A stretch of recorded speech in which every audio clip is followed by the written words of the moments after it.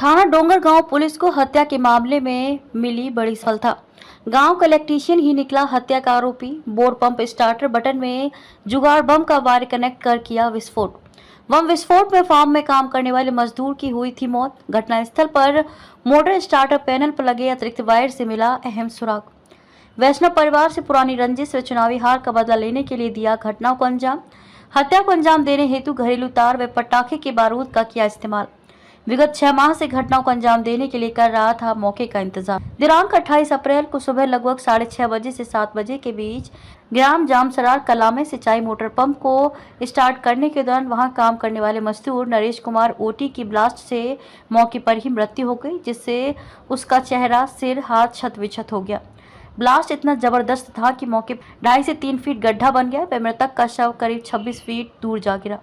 घटना की गंभीरता को देखते हुए पुलिस अधीक्षक मोहित गर्ग के निर्देश पर तत्काल टीम गठित कर घटना स्थल पर पहुंचकर निरीक्षण करने व आरोपी की पता तलाश करने हेतु निर्देशित किया गया।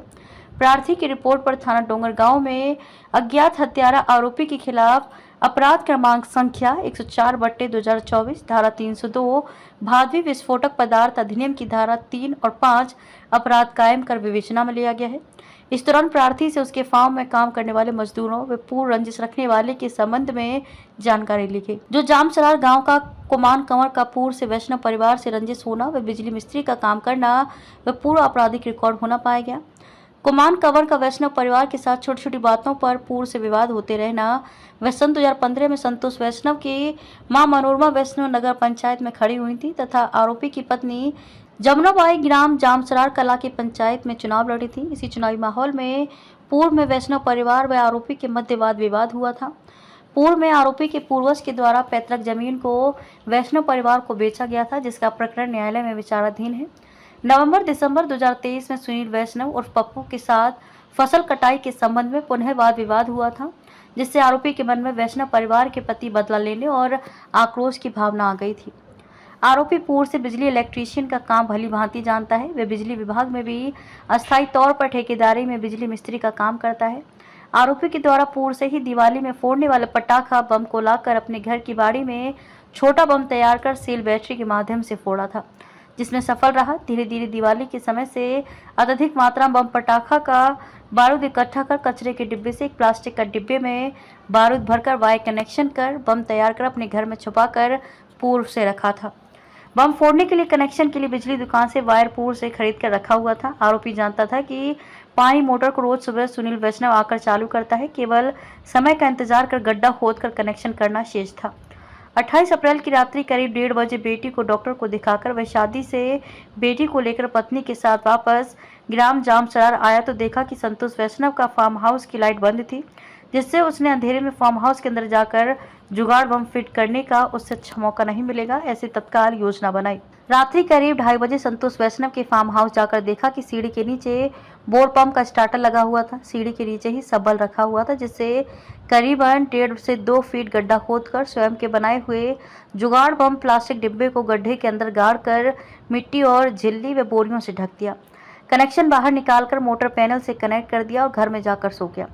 28 अप्रैल को सुबह करीब 6:30 से 7 के बीच जब बाड़ी पर काम करने वाला मजदूर नरेश कुमार ओटी ग्राम मनेरी का रहने वाला जो मोटर स्टार्ट करने गया तो ब्लास्ट से नरेश की मौके पर ही मौत हो गई।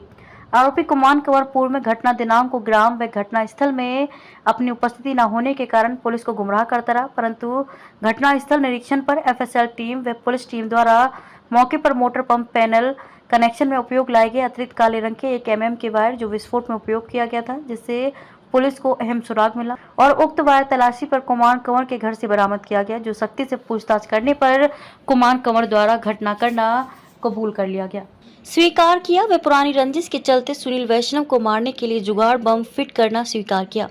आरोपी को गिरफ्तार कर माननीय न्यायालय पेश किया जा रहा है। राजनांदगांव से विजन टाइम्स न्यूज के लिए लोकेश रजक की रिपोर्ट।